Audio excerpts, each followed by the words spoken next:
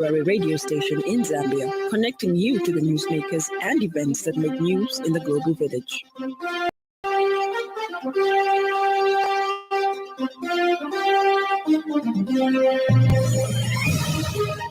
Good evening. This is the 5FM Radio Main News, the headlines. ZAMSA commences a high-level planning meeting focused on forecasting and quantification of the country's health commodity. Tourism Minister assures government commitment to growing the tourism sector.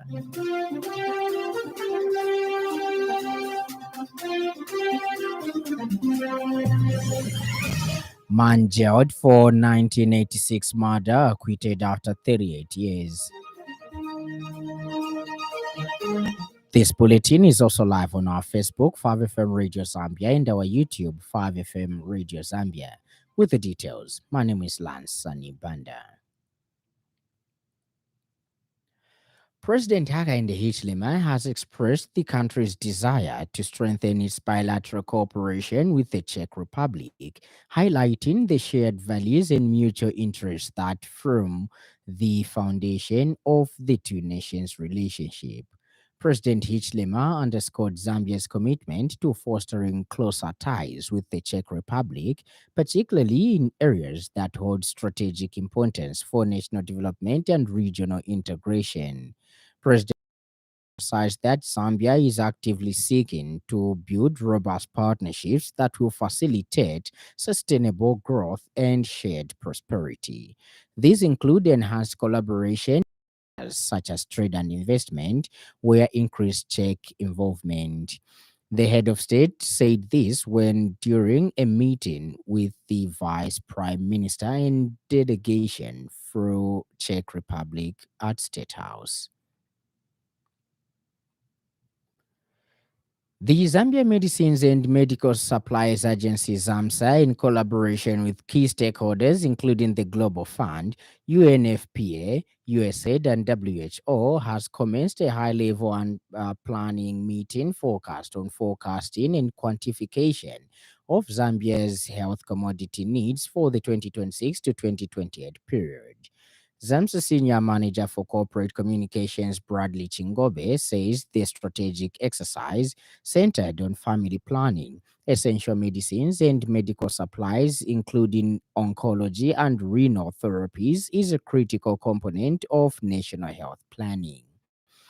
Mr. Chingobe says by leveraging robust data and predictive models, the process aims to accurately estimate commodity requirements, align procurement plans, and ensure uninterrupted availability of life-saving medicines.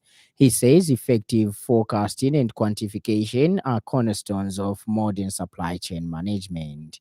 Mr. Chingobe says they enable Zambia to optimize inventory, reduce costs, minimize wastage, and most importantly, guarantee that essential medicines that are available when and where they are needed. He says the proactive planning also supports budgetary decisions, guides donor investments, and enhances responsiveness to emerging public health needs.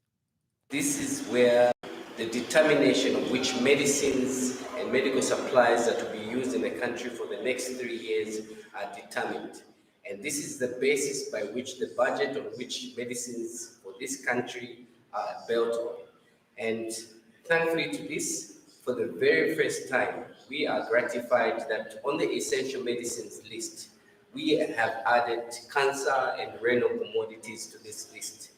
This is a very key exercise, I must mention, because this is where we determine the most prevalent illnesses based on demographic, population, and other factors to decide what medicines we need in this country. Health Minister Elijah Mchima has underscored the critical importance of Zambia drawing lessons from adopting some of the effective public health strategies that have been successfully implemented in Rwanda. He noted that Rwanda's innovative and well coordinated approach to public health administration offers valuable insights that could help strengthen Zambia's own healthcare system. Dr. Muchima highlighted that by studying and replicating Rwanda's best practices, Zambia could enhance service delivery, improve health outcomes, and build a more resilient and efficient public health infrastructure. The minister was speaking when the Ghanaian High Commissioner to Zambia paid a courtesy call on the Ministry of Health. I want to implement it like yesterday. Because we don't want it to be a dumping ground. We want certification that match international standards. Those are the drugs which we want to be entering our country and the rest of our people. Not only that, also people, traditional researchers that got also coming up with their own new products. We want to see so that we can test them scientifically. Maybe they can go from Europe back. Meanwhile, Ghanaian High Commissioner Khadija Idrisu has praised Zambia's healthcare achievements, particularly in maternal health, including the construction of wards in all facilities and provision of water. She also commended Zambia's massive recruitment of health workers and overall health service improvements, recognizing President Hakainde Hichilema's leadership in these efforts. More economical continent. The bigger we are, the more powerful our voices. No, that is why from there it didn't end. Our president, Hakainde, and our former president, Nana Addo Dankwa Akufo-Addo, and the very current one, President Mahama, John Dramani Mahama, they've been working together to make sure that we achieve progress in so many fields, including that of health. Honorable, you mentioned about our common problems. Indeed, we have common problems because we are same people. Tourism Minister Rodney Sikumba says the government is committed to growing the tourism sector as a key driver of economic development. Speaking on the sidelines of the ongoing Africa Travel Endeavour in Durban, South Africa, Mr. Sikumba says it is important for Zambian stakeholders to work together in projecting the country as a prime destination for tourism and investment. He notes that the Africa Travel Endeavour will allow buyers already on the continent to experience Zambia's unparalleled hospitality, wildlife, and business opportunities. He said Zambia has different sites that have continued to attract many tourists, making it not only a must visit country, but also a destination of choice for foreign direct investments, FDIs, in all sectors. He notes that for Zambia to continue growing the tourism sector, it requires robust infrastructure development, enhanced air connectivity, and skilled human capital, and that to actualize this, his ministry is actively working behind the scenes.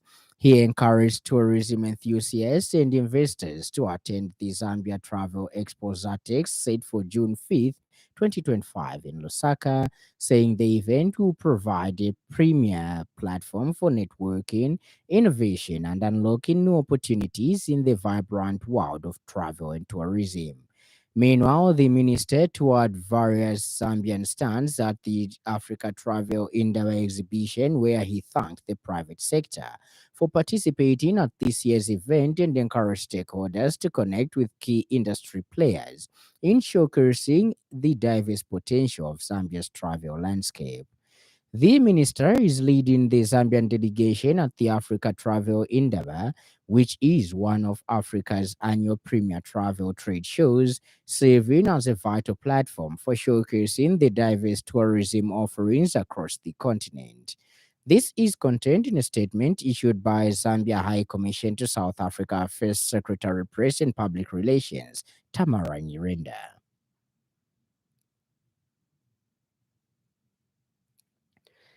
The Ministry of Agriculture and the Ministry of Fisheries and Livestock today held a high-level engagement with the Deputy Prime Minister of Czech Republic, Marian Jureka, aimed at enhancing bilateral cooperation in agriculture, livestock, and agri-technology development.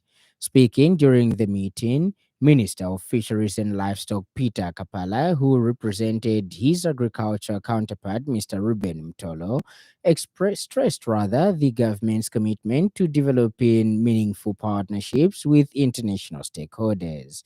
He expressed optimism that Czech expertise and investment in agriculture and livestock would contribute significantly to Zambia's economic diversification and rural development goals. Meanwhile, acting permanent secretary for technical services in the Ministry of Agriculture, Dr. Chizumba Shipande, highlighted a number of strategic measures the ministry has put in place to ensure national food security. These include the scaling up of irrigation initiatives across the country, which are expected to mitigate the impact of climate change and ensure year round production. Dr. Shipande also reaffirmed the Ministry of Agriculture's focus on actualizing President Hakainde Hichilema's ambitious production targets of 10 million metric tons of maize, 1 million metric tons of wheat, and 1 million metric tons of soybeans annually by 2027. He emphasized that reaching these targets will require robust private sector participation, including investment in mechanization, seed production, irrigation technologies, and agro processing.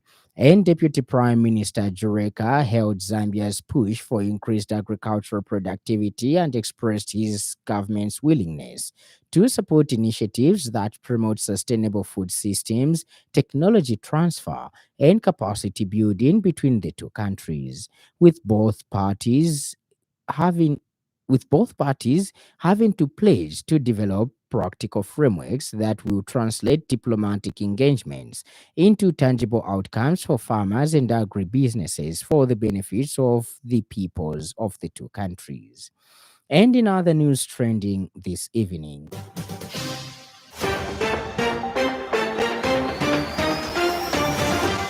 the Tonse Alliance has called for objective response towards the theft of essential medicines as recently announced by the United States Ambassador to Zambia, Michael Gonzalez.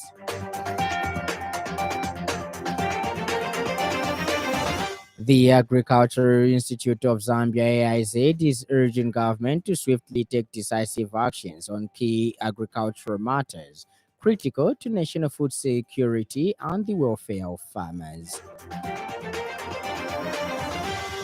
Up next, the business news. 5FM Radio Business News. We mean business. Keep you current in commerce, trade, and industry, local and global. It's our business to keep you informed about business.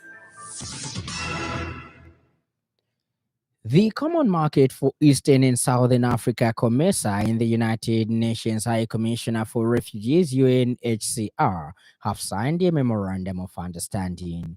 The MOU provides the two institutions with an opportunity to put their collective thoughts towards consolidating efforts in enhancing peace and security in specific programmatic areas, as well as exploring the establishment of new ones. Speaking during the ceremony, COMESA Secretary General Chileshe Kapwepwe says the institution has a wide range of programs and initiatives in governance, peace and security, trade, infrastructure, agriculture, industry, energy, as well as women, youths, and gender equality, all of which can support the objectives of the UNHCR COMESA partnership. Ms. Kapwepwe added that the MOU builds on the existence, capacities, and comparative advantages that will be vital in leveraging on the resources as well as their mobilization. She says in the implementation of its peace and security mandate, COMESA has over the years established the governance, peace, and security program that covers several intervention areas. Ends our business news and now in foreign news. A man who has served 38 years in prison for the murder of a woman has had his conviction quashed by the Court of Appeal after new DNA evidence emerged.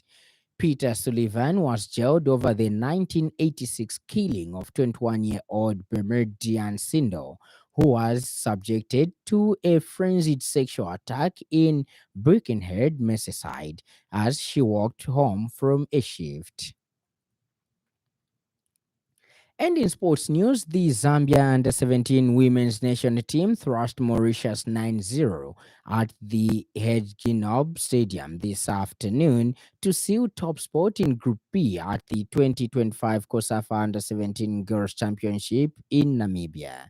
Following the Copper Princesses' 4-0 victory over Mozambique in the opening match, Caro Kanyemba's side finishes the group stage with a perfect 6 points, 13 goals scored, and none conceded, securing their place in the semi-finals. The Copper Princesses will now face the winners of Group C, which features 2024 finalists Lesotho, Botswana, and Zimbabwe in the semi-finals set for Thursday, 16th May at 1200 hours Central African Time.